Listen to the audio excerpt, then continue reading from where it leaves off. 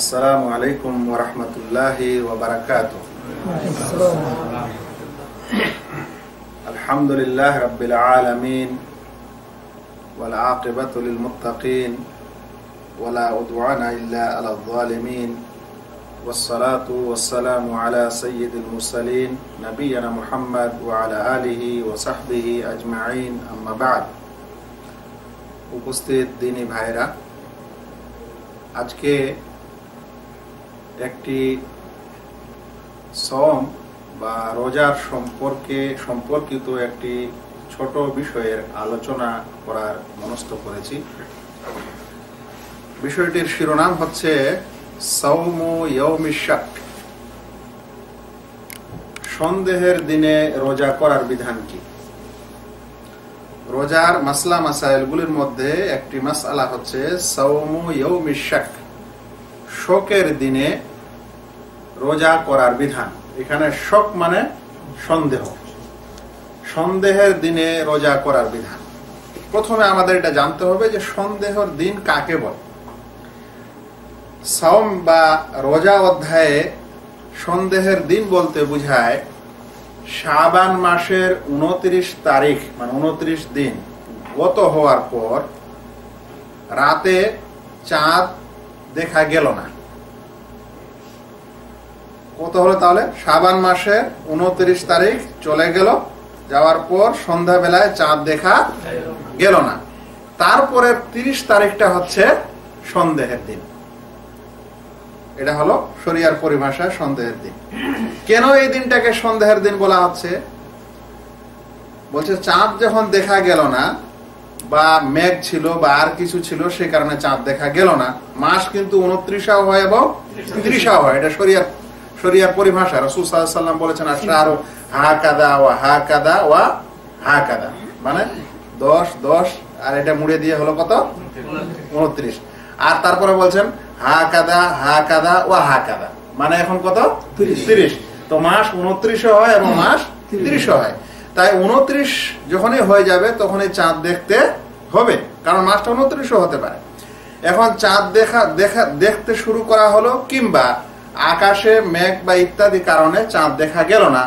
তাই 30তম দিনকে শরিয়ার পরিভাষা মানে শাবান মাসের 30তম দিনকে কি বলা হচ্ছে? ইয়াউমুশ শাক, সন্দেহের দিন। এই দিনটা শাবান মাসের লাস্ট দিন না রোজার প্রথম দিন, এই সন্দেহের কারণে এর নাম পড়ে গেছে কি ইয়াউমুশ শাক বা সন্দেহের দিন। এই দিনে রোজা করার বিধান কি? দলিল প্রমাণের আলোকে যে মত গ্রহণ করা যাবে বা যে মতটি দলিল প্রমাণে বেশি স্বীকৃত, সেটি হলো এই দিনে রোজা করা নিষেধ। এই দিনে কি রোজা করা নিষেধ? শকের দিনে, সন্দেহের দিনে রোজা করা কি নিষেধ। কেন? প্রিয় নবী মুহাম্মদ মুস্তাফা সাল্লাল্লাহু আলাইহি সাল্লাম বলছেন সুমু লিরুয়াতি ওয়া আফতিরু লিরুয়াতি, তোমরা রোজা ধরো, রোজা পালন করা শুরু করো চাঁদ দেখে, এবং রোজা শেষ করো, ইফতার করো অর্থাৎ ঈদ করো কি দেখে? চাঁদ দেখে। ফাইন গুব্বিয়া আলাইকুম, যদি তোমাদের মাঝে সেই চাঁদ উজ্জ্ব থাকে, দেখতে না পাও। আর অন্য হাদিসে এসেছে গুম্মা আলাইকুম, মেঘাচ্ছন্ন হয়ে আকাশ। ফাকমিলু ইদ্দাতা শাবান 30, তাহলে শাবান মাসের সংখ্যা 30 পূরণ করে না। তাহলে শাবান মাসকে কত পূরণ করতে হবে তখন?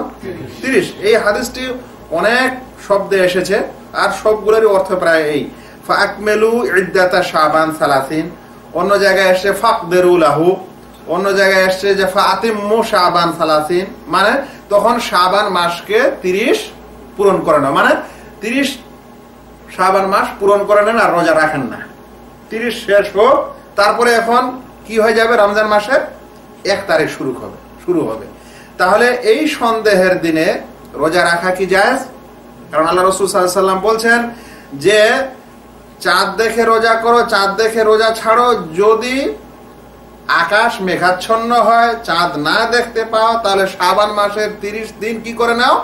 পূরণ করে নাও, মানে 30 দিন পর্যন্ত আর রোজা থাকো না।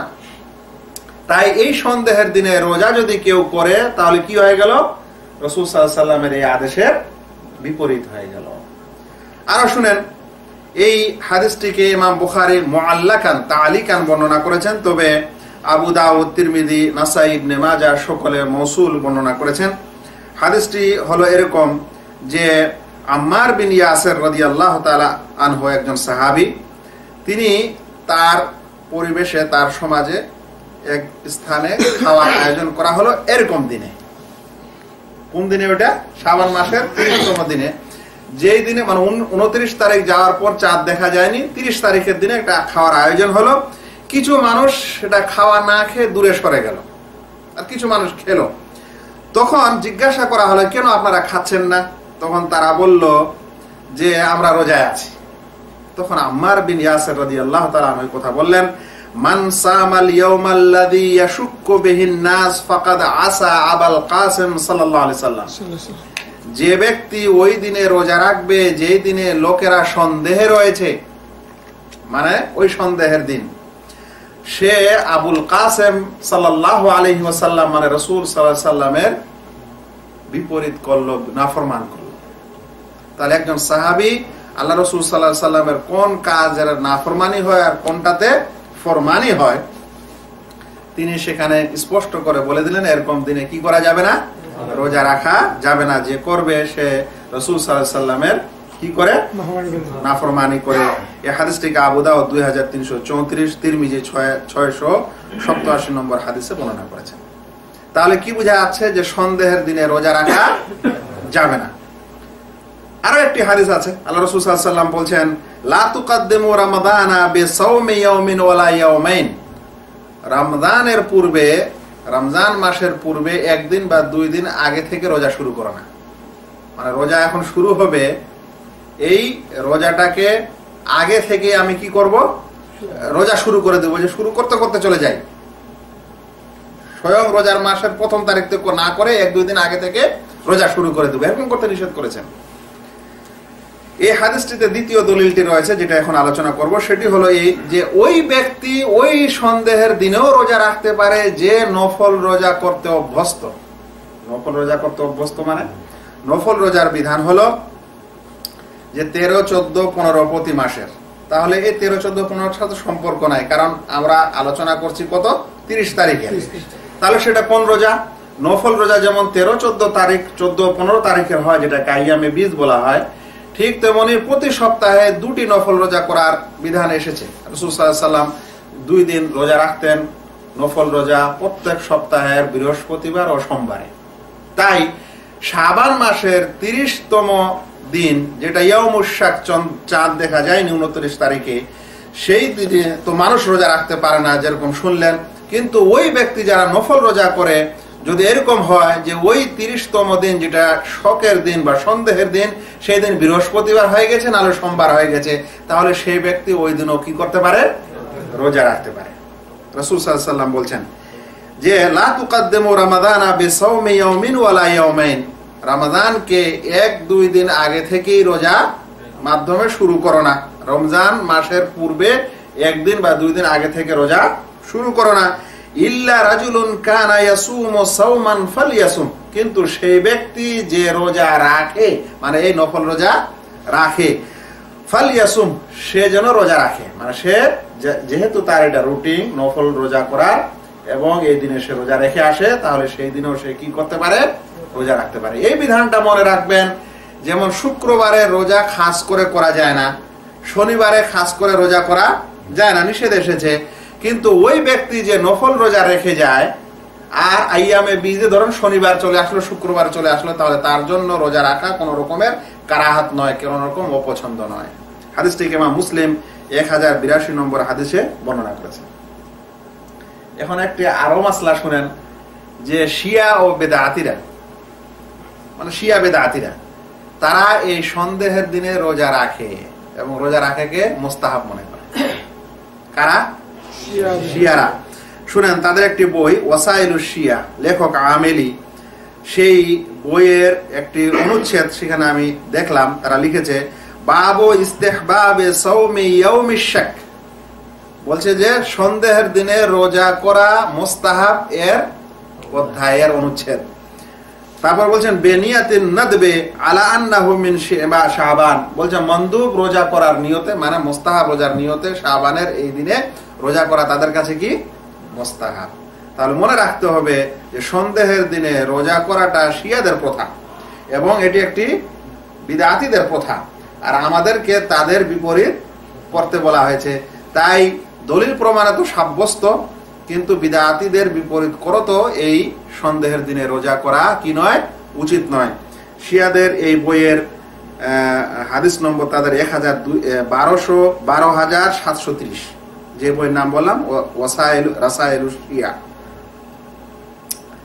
এখন একটি কথা আরো বলতে চাই, সেটি হলো এই যে কোনো মানুষ যদি বলে যে আমি সতর্কতা স্বরূপ রাখতে চাচ্ছি, কে জানে এটা রমজান মাসের 1ম তারিখ হতেও পারে, সেই কারণে আমি কি করতে চাচ্ছি, রাখতে চাচ্ছি। মনে রাখবেন যেগুলো ইবাদত সময়ের সাথে সম্পৃক্ত, যে সকল ইবাদত কিসের সাথে সম্পৃক্ত, সময়ের সাথে সম্পৃক্ত, সেখানে কোনো মানুষ অনুমান করে কিছু করতে পারে না। যেমন আসরের একটা সময় আছে, মাগরিবের একটা সময় আছে, এখন সে মাগরিব হয়েছে কি হয়নি বুঝতে পারছে না, সেজন্য বলছে আগে থেকে আজান দিয়ে দিই, চলবে না? কারণ সময় যতক্ষণে না আসে ততক্ষণে আপনার ওই ইবাদত শুরুই করা যাবে না, ওই ইবাদতই হবে না। তাহলে সময়ের সাথে যেগুলো সম্পর্কিত ইবাদত, সেখানে সময় হলো কিনা সেটা চেক করতে হবে, যাচাই করতে হবে, তারপরে আমার ইবাদত চলবে। তাই কেউ এটা যেন না মনে করে যে আমি সতর্কতার সাথে শুরু করব না। রমজান মাস একটা শুরু আছে, একটা শেষ আছে। যখন সেটা শুরু হবে আপনি নিশ্চিত হবেন, তখনই আপনি কি করতে পারেন, রোজা শুরু করতে পারেন, নচেত করতে পারেন না। এখানে আরেকটি বিষয় শেষে বলে দিই, সেটি হলো এই যে সকল ভাইয়েরা আজ পৃথিবীতে একটা বড় একসঙ্গে বড় বিষয় নিয়ে তারা মাথা ঘামাচ্ছেন, তাদের হিসাবে সেটা হলো পৃথিবীর সকল মানুষকে একসাথে রোজা করতে হবে, ওই একসাথে ঈদ করতে হবে। যদি তাদের মন্তব্য হলো পৃথিবীর যে কোনো জায়গা থেকেই কোনো 1 বা 2 জন সৎ মুসলিমের সাক্ষী আসলে কি হবে, রোজা রাখতে হবে বাকি সকল মুসলিমকে, তাদের এটা হলো কথা। কিন্তু আপনাদের এটা এই মাসলাটা একটু বলে দিই ভালো করে, যে রোজা শুরু করার সময় একজন সৎ মুসলিমের সাক্ষী যথেষ্ট, 2 জন না।